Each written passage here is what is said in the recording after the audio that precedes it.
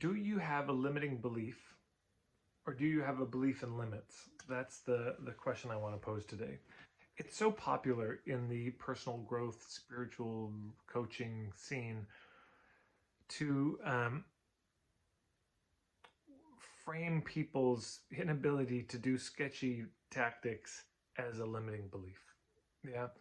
When you don't want to manipulate people, when you don't want to overstep your bounds, when you want to be courteous, when you want to um, maybe not be a total douchebag, oh, well, that's your limiting belief. Oh, you don't want to pitch that way from the stage. You don't want to network in this way. You don't want to write an ad in this way. Well, this is clearly a limiting belief. You don't believe in yourself.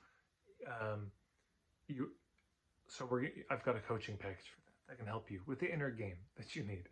Yeah. But what if it's not that you have a limiting belief at all? I mean, there's probably limiting beliefs we all have, but what if fundamentally you have a belief in limits?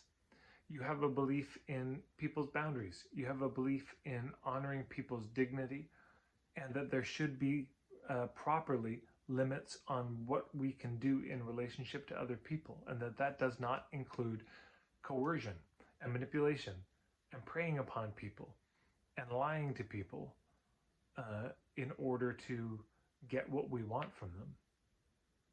Yeah, not using unscrupulous psychological tactics that make people more prone, pliable, and suggestible. Maybe there should be limits. Maybe we don't have the right to do those things, and maybe you believe that, as I do. And I don't think that's a limiting belief. I really think that's just a belief in limits.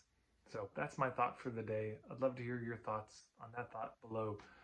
Please click the like button. It helps more people see this video. Please subscribe and hit the bell icon if you want to see more of these videos. And super please, if you can share this video in some Facebook group you're in, or Telegram thread, or any of my videos. It's, I think, the main way that people find them. And I'm always grateful. Thanks so much.